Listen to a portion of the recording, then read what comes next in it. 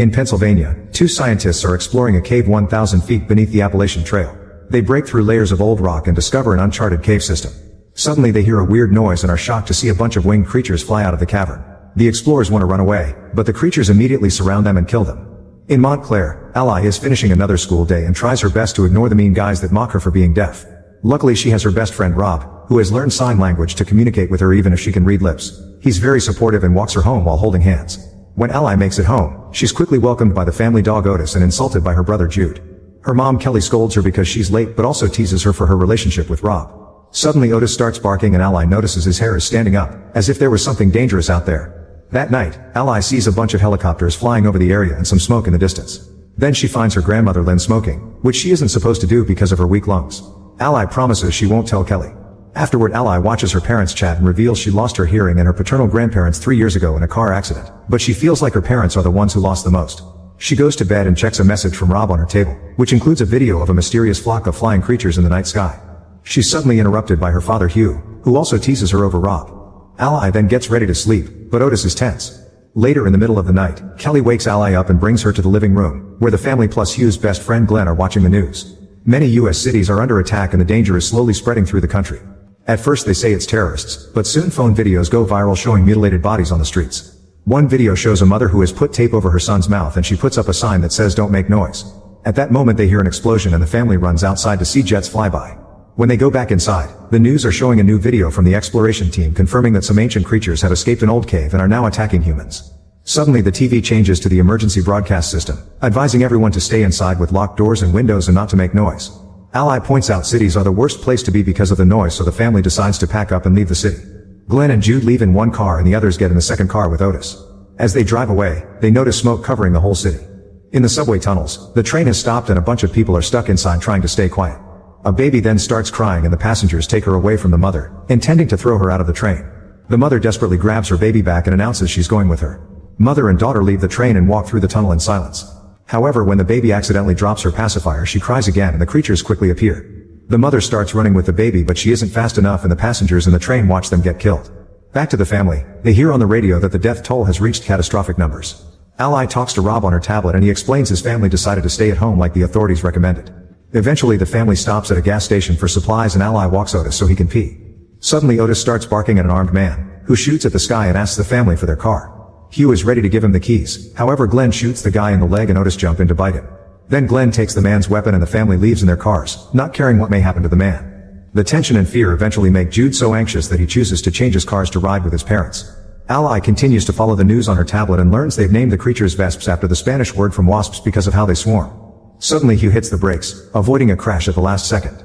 The road is full of traffic, so they decide to go off-road and away from civilization. They cross a gate and reach an isolated road while the radio keeps on mentioning all the states that are under attack. On her tablet, Ally sees terrifying images of all the tragedies in the country. After a few hours of driving, Glenn calls the others from his car, saying the road is getting difficult so he'll stop to clear the path.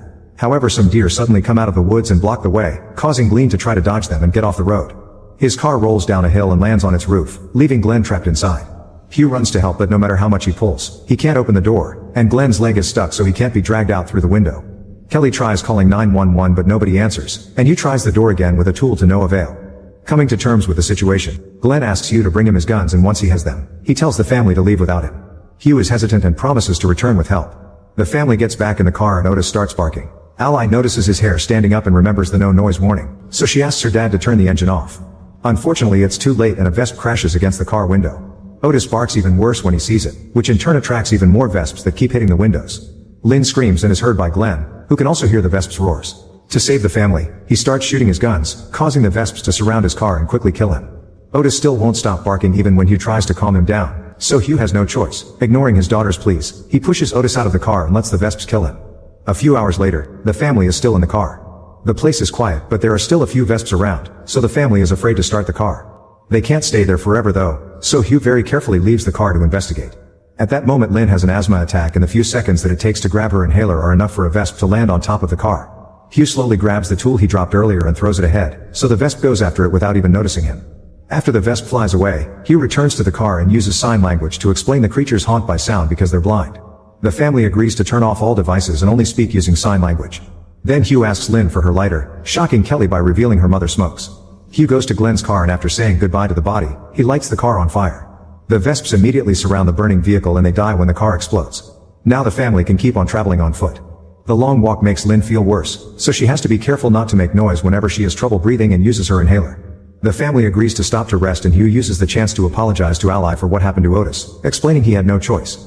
Lynn wants Kelly to finally tell the kids that she has lung cancer, but Kelly refuses to make the day more depressing.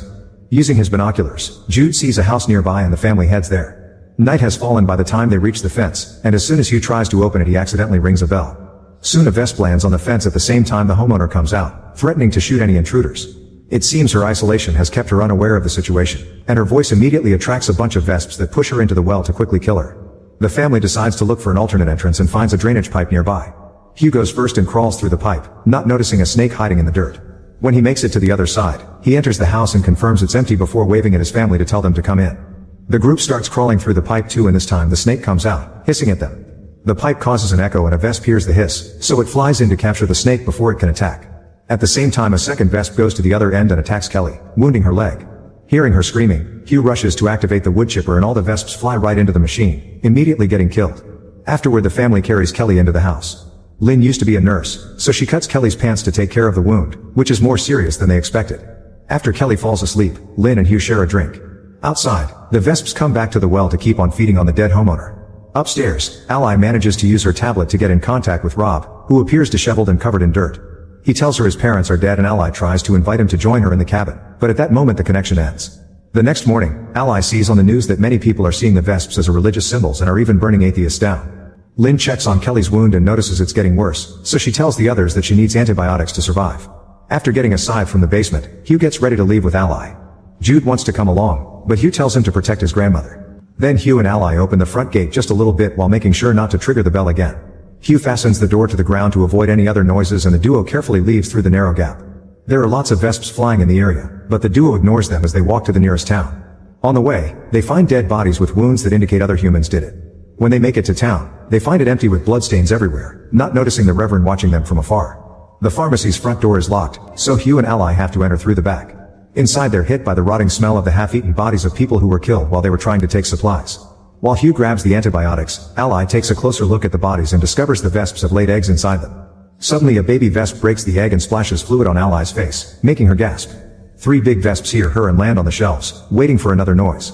Ally looks around and sees a fire alarm, so Hugh asks for a mop. After Ally quietly hands him one, Hugh lights it on fire and raises it to activate the alarm. The echoing noise and the water confuse the Vesps, allowing Hugh and Ally to safely leave the pharmacy. On their way out of town they find the Reverend, who follows them when they try to avoid him. To communicate quietly, the Reverend shows them his writing on his notebook, asking them to join his flock called the Hushed.